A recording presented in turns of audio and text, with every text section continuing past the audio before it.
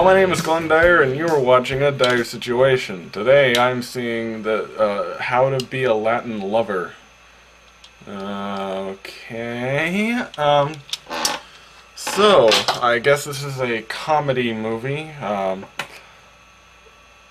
along the likes of like I don't know, Don't Mess with the Zohan or something like that. Just some wacky character and how he interacts with the world. And I'm guessing the main joke here is that he's meant to be a sexy Latin lover, but in reality he's gross and disgusting. Haven't seen any trailers or media for it yet. That's just what I'm guessing. That's from the title alone. So I'm expecting this to be incredibly awkward, possibly boring, almost certainly disgusting in certain points, and most likely not funny at all. So let's get to it. And I'm back. So, I didn't actually expect that, believe it or not. Despite the fact that this is called How to Be a Latin Lover, I didn't expect it to actually just be some semi-foreign film. Like, it's very much geared towards a Mexican-American audience. I didn't expect that, honestly, I didn't. I just thought it would be some sort of, like, yeah, as I said, like, you don't mess with the Zohan type thing. Instead, it's not necessarily. Here's the main problem. This movie is essentially the worst part of 90s comedy mixed with the terrible, terrible writing of a modern comedy. So, for instance, here is the main joke. It's not just that he's slovenly. The main joke of this movie is that he's a boy toy. That's the joke. The joke is he's a trophy wife. That's not what men are. That's the joke. You see, 90s. Back in the 90s, that was funny.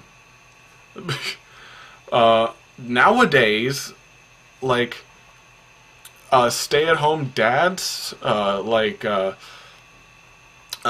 young men marrying older women for their money, like, that is not unusual. That is not, like, a hysterical idea. That is just normal. And it's not very funny. Like, I don't know, maybe it's for a Mexican-American audience it's a little more funny, because they still have the machismo thing, from what I can understand, but, like, even so, I don't know if that's really enough. And even if it wasn't, even if this was something else, still, it has the modern comedy trope. The modern comedy trope of horrible writing. You see, I require one basic thing for comedy movies. I've been saying this all the time. I've been saying this for years. I don't require you to make me laugh, necessarily. Not necessarily. I'm not always into a certain style of comedy. What I require to consider a comedy a good comedy is jokes. I don't think that's too hard. Setup, payoff, jokes.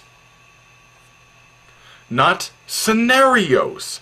Not, in this movie, one of the big laughs is he is flipping a sign around, you know, doing that sign flipping job, and he throws it a little too high and it lands on a cop car window, and then the cop car hits this guy in a wheelchair who's crossing the street. That is the joke. See, that is a scenario. That is a one setup thing. That is a payoff without a setup. We did not see this wheelchair guy beforehand. We got no indication of anything before this happened. It's basic joke telling. But they do have a setup and a payoff. You see, the setup is that he gets hit by the car, and the payoff is that he gets hit by another car. You see, that's how they think. That's how these movie people think. Oh, and then later on in the movie, we see the same wheelchair guy, and he gets hit by yet another car. Ooh, we can do callbacks. Callbacks, yeah. Like, the movie's great at callbacks, but there was only one moment in the movie that got a minor chuckle out of me, and that was a callback, because very early on in the movie, they tell him, like, he's staying with his sister, right, and he doesn't know how to live like a normal person because he's used to living as a trophy wife. So he's bringing out like a bowl to eat cereal, and she says, "We have a rule that you have to wash whatever you use." And so he puts the bowl back, and he pours the cereal into his mouth and pours milk into it. I think I've seen that somewhere before, guys. But yeah, nonetheless. And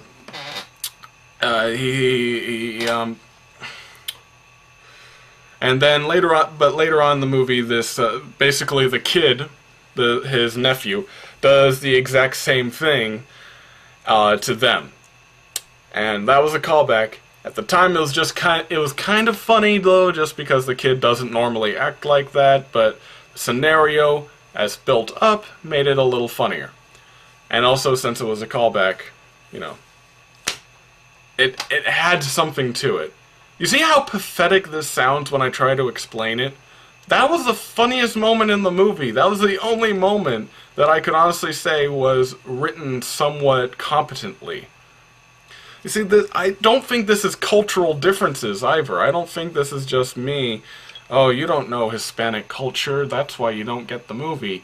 No, I know this movie. I've seen this movie 1,000 times before. What I don't like about it is that it's not comedy. It's not jokes. They don't write these things well. That's the point. And that's the main thing here. Could I recommend it to you if you're into fart jokes and men doing not very stereotypically manly things? Sure. It's not a good movie. You'll never get me to say it is a good movie. It is terrible. I'm sure you might watch it and laugh. There were plenty of people hysterical in the theater.